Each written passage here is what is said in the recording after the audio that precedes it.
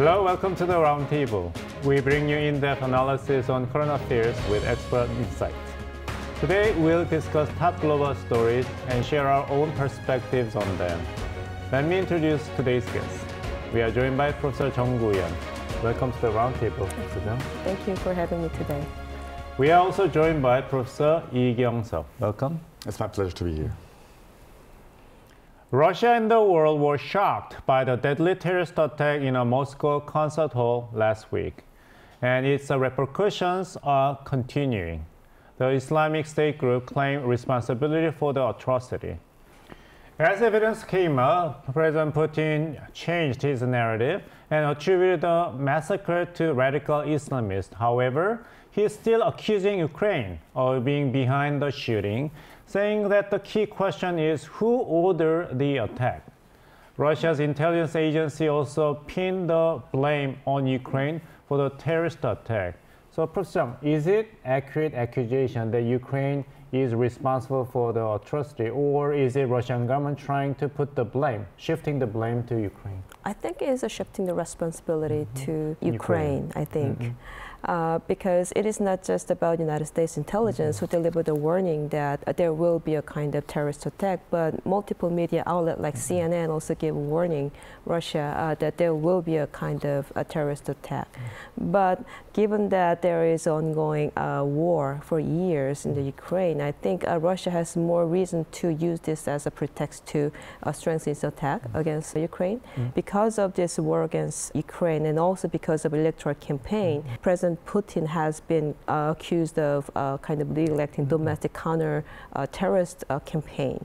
So he can reduce this criticism. But last but not the least, President Putin has promoted this electoral campaign during his presidential campaign that restoring orders in Russia. So he had to take a stance against this terrorist attack, and Ukraine is kind of good rationale for them. I see. Personally, the United States government was originally accused of a possible perpetrator of the terrorist attack in Moscow, but the United States government, of course, flatly denied the accusation, and instead providing to the media that United States actually supplied a top secret intelligence analysis that there might be a terrorist attack inside Russia to the Russian government, and Washington insists that it is the Putin government ignoring the supply of intelligence from Washington. So come to think that why the Russian government ignores such an intelligence assistance from the United States and remains so vulnerable? There's a perspective of duty to warning. The United States intelligence service, if the United States citizens and also the non-U.S. citizens are really threatened by the impending military attacks. So the intelligence agencies are sharing the really important the information. Right. So it's not surprising that United States really gave this secret information to the Russian government. But as you mentioned, it's really like puzzling why the Russians didn't take this really important sign. And Putin was recently re-elected for his 5th terms. And pretty much in the nascent new government, it's in general really destabilizing the government, and they feel insecure. And so there's a kind of line of thinking that they dismissed the sign from the United States. And also there's a really important line of thinking that the current war between Ukraine and Russia have an impact on the interpretation of the Russian government. So there's like a really embedded mistrust between the United States and Russia.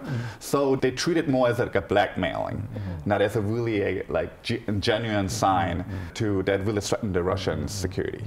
The IS has been carrying out attacks targeting the West, but this time it attacked Russia suddenly. So it is puzzling to me, Professor Jung, because, off the top of my head, the IS target, although it's a Western countries, not really Russia. Why Russia was singled out as a target this time by IS? Well, for IS, it is an attack against Russia, who actually oppressed Muslim.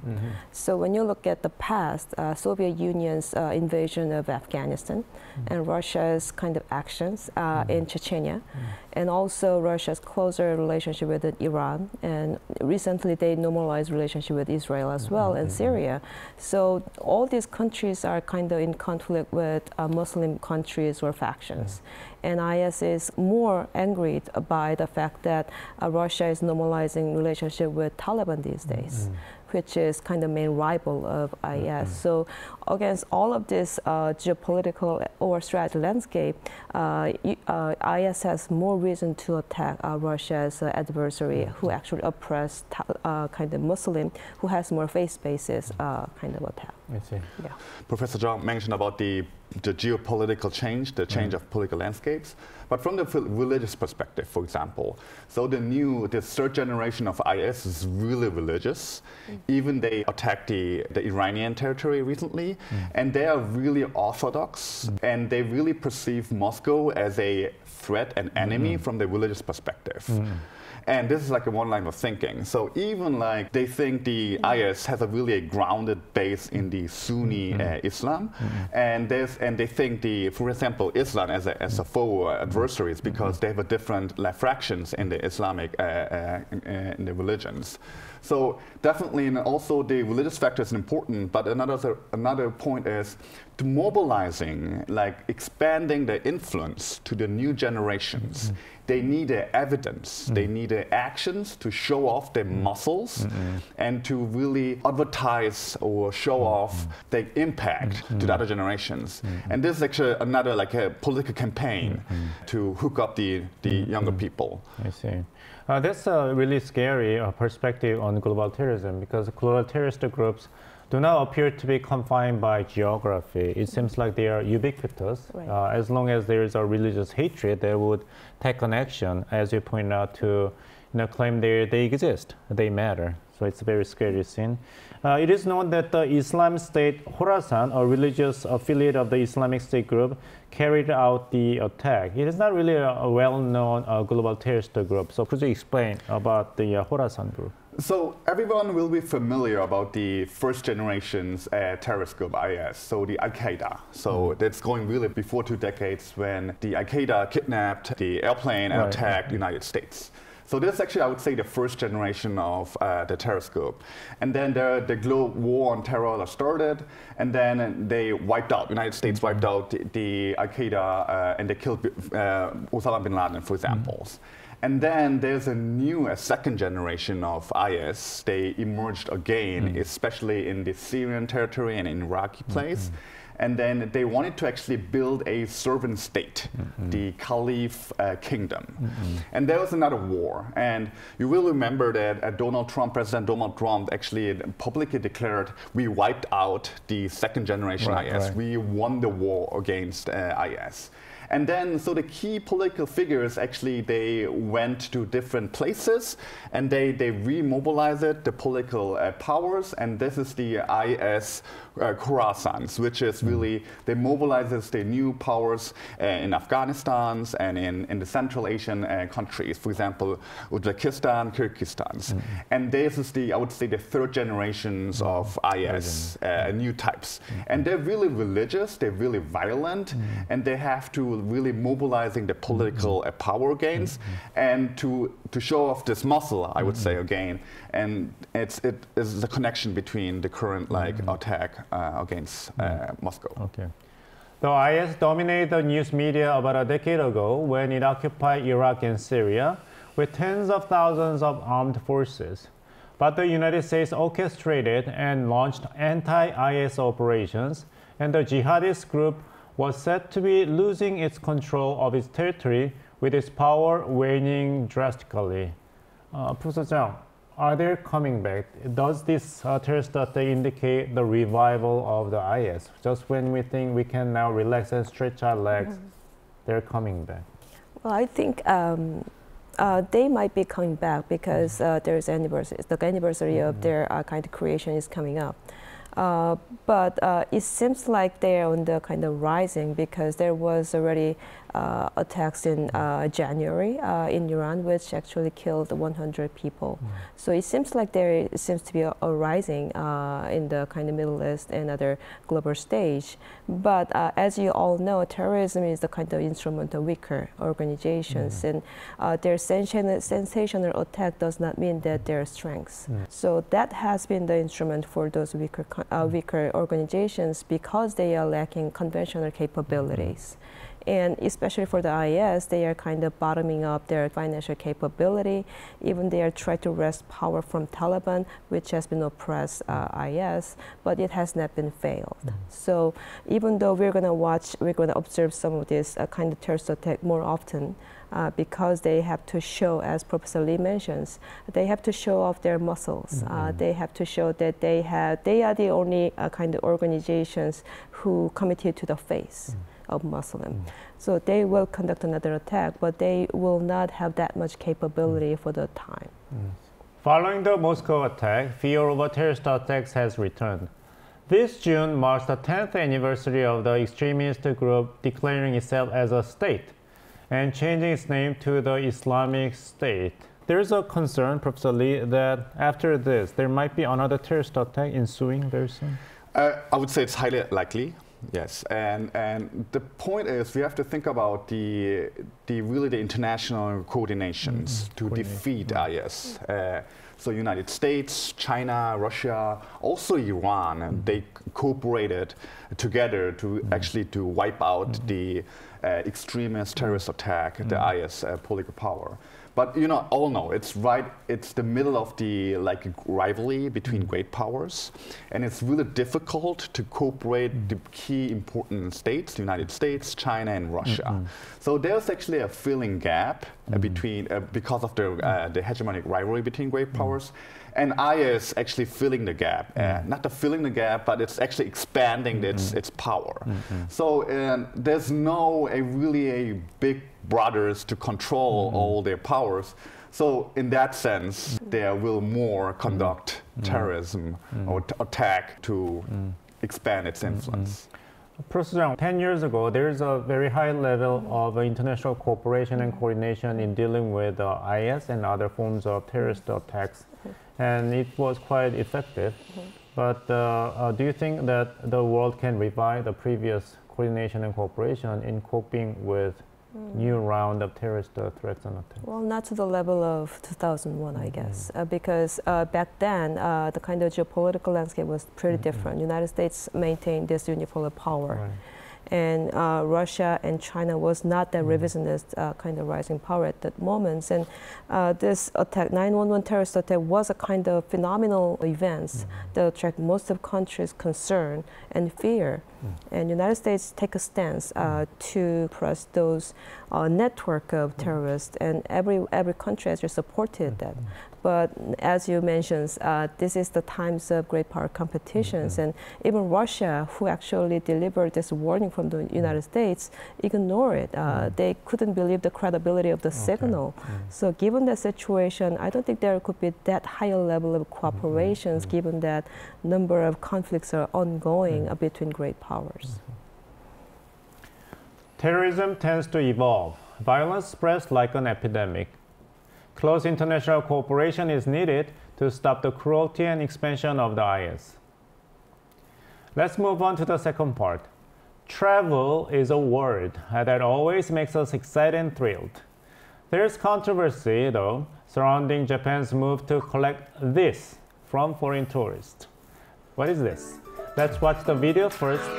Please take a look. At Japanese restaurants, are foreigners shown a menu, charging prices that are double those for Japanese customers? Last year, 25 million foreign tourists visited Japan, and Koreans accounted for the largest portion of the total at about 7 million. In 2023, Korean tourists spent $4.9 billion in Japan, which is a 75% surge compared to 2019.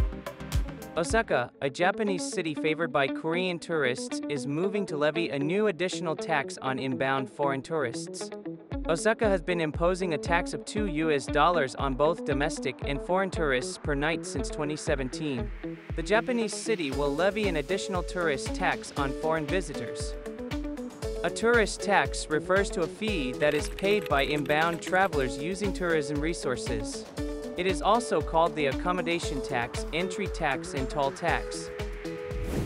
Imposing a tourist tax is a measure to combat over-tourism in tourist destinations suffering from a massive influx of foreign visitors. Over-tourism means a phenomenon in which overcrowding of tourists causes noise and environment pollution, taking a toll on the lives of local residents. In the case of Mount Fuji, visited by 3,000 hikers a day, complaints about outdoor smoking and littering have been surging. Yamanashi Prefecture, home to Mount Fuji, has decided to charge a toll of $13 per person starting this summer in an effort to tackle over-tourism. Currently, an accommodation tax is levied in 9 regions including Tokyo, Osaka, and Kyoto. The number is predicted to jump to at least 17. In addition to the toll charge, and Japan is discussing introducing a dual pricing system for foreign tourists. Dual pricing is a system to charge foreign tourists higher while offering cheaper services for locals. For example, if a bowl of ramen is 1,000 yen for locals, it is 2,000 yen for foreigners. Travelers planning to visit Japan strongly dismiss those additional taxes and fees as overcharging on foreign visitors. 이중가격제가 내수 경제 문제를 관광객들한테 전가시킨다는 생각이 좀 들더라고요. 그거 보면은 진짜 관광객들한테 너무 많은 부담을 지우는 게 아닌가 싶어가지고 저는 사실 일본을 선택하지 않을 것 같아요. 다음 여행지로. 만약에 그렇게 가격이 거의 2배 가까이 올라간다고 한다면 일본을 굳이 선택하게 되진 않을 것 같아요. 바가지 요금을 공식화하게 되는 거랑 마찬가지라고 생각해서 저는 많이 반감이 생길 것 같습니다. However, Japanese people are seeing it differently. Locals are voicing complaints that foreign tourists are sharply increasing amid a weakening yen, and consumer prices are going up, particularly in tourist destinations, which in turn causing an extra economic strain on Japanese people. But in Japan, there are growing concerns over dual pricing, which is increasingly seen as discrimination against foreigners. Critics say it could deal a blow to the tourism industry, one of the nation's key industries. With the swelling number of tourists, Japan is taking the tough action of introducing a tourist tax and dual pricing. All eyes are on whether these policies will promote coexistence of locals and tourists or drive foreign visitors away.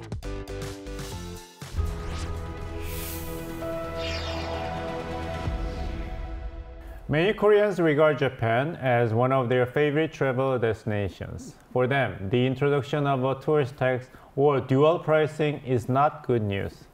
We have Professor 정란수 for more details. 정 교수님, 엔저 현상으로 관광객이 많아지면 더 좋을 것 같은데요. 일본은 왜 이런 정책을 꺼내든 겁니까?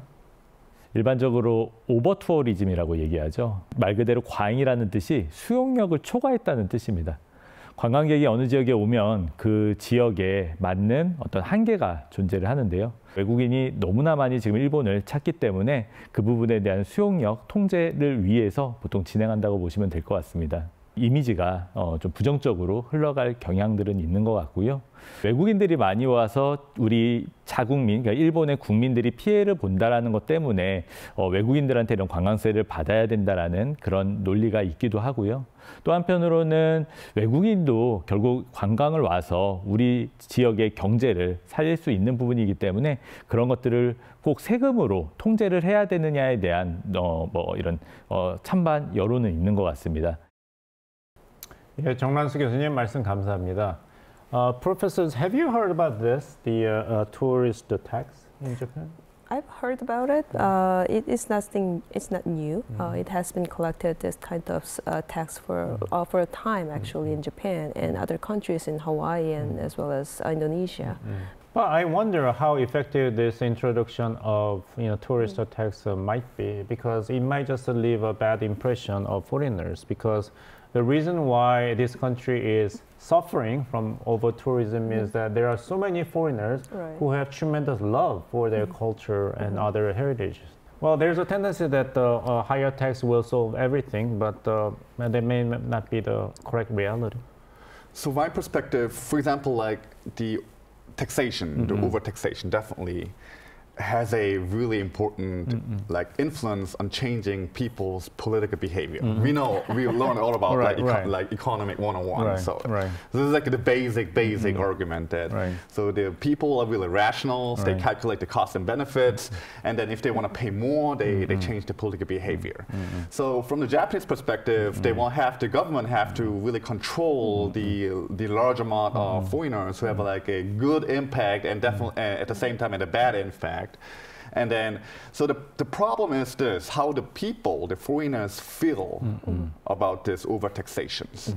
But as long as the Japanese government can provide a high quality of service to the foreigners, then definitely for the cost and benefit calculations, they will even pay more. They're willing to pay more to go to Japan. But at the same time, there's definitely a targeted people who change their destination, not going to Japan or going to other countries. On top of this, Japan is now discussing introducing two-tier pricing or dual pricing, a practice of charging foreign tourists higher prices for products and services than prices for Japanese people. Here in Korea, such a system is called as 바가지 요금, which means overcharging on foreign tourists. It doesn't really stand to reason for the Japanese government to officially use this system. Professor Lee, you've visited Japan lately. You're going to Japan again. So what do you think of this 바가지 요금 in Japan? So recently I went to Japan. I went with my parents. And as from the customer's perspective, we are the customers. And we are willing to pay the money to consume a service from Japan, right? So as long as I'm satisfied with the quality of service or the food or any kind of service that I will receive, that I will get in Japan, then I think I'm willing to go to Japan again. Right. As long as you feel like you got money's worth. But will you be satisfied? Will you be satisfied if ramen will be 2 times more expensive than it used to be, right? It's too high. The price is like doubling, double the price of for the authentic Japanese ramen. I would say, oh no, it's like maybe like 10% or 20% higher price. I will willing to pay it, but not for like a double price. So again, so finding the middle ground but it's really difficult, and the Japanese government needs some research because they will host a Expo, the World Expos next year in Osaka. So they have to find out, to do some research, what is the middle ground that can both satisfy the domestic peoples and also the foreigners. I see. In a nutshell, it sounds as if they will only welcome tourists who can afford it. Osaka hosts the World Expos in 2025. The Japanese government might be motivated to move fast to introduce the double pricing system before the Osaka Expo. Professor Jung, it seems like the strategy to maximize the revenue by the Japanese government. I think so, and I think that's the case because there's a big events and there's highly likely more travelers coming in to that country. They will take advantage of the situations. But for travelers as customers, we can understand that if there is a quality of service and they are using that money, that tax revenue, to maintain the quality of the traveling spots, not the city hall's revenue. Right. What do you think, Professor Lee? If the tourist tax will be indeed introduced in Japan, how will it affect the Korean tourist toward Japan? So for the Korean government perspective, I would say the over-tourism or the over-taxation to foreigners, it could be a good chance for us. For example, as I said, so there's some targeted people that they're not affordable for this kind of money. And they, for example, the tourists from the Southeast Asian countries or for European countries, then they will think about the alternative product. And the alternative product would be definitely, one option could be South Korea. Oh, I see. Right. So it would be I would say it's more like a positive like spillover effect that have a more like a good implication to the South Korean government. And we have to prepare it if you want to like reap the benefit. Currently, the number of Chinese people traveling to Japan hovers around 40% of pre-pandemic levels. If Chinese tourists return to Japan, it is likely that hotel fees and airfare will rise. The government of Japan appears to be determined to respond to over-tourism by levying the tourist tax, but it is not welcome news to travelers. It is time to wrap up our program. Professors, thank you so much for sharing your insights today. Thank you very much. We'll be back next week with new latest issues. Thanks for watching and goodbye.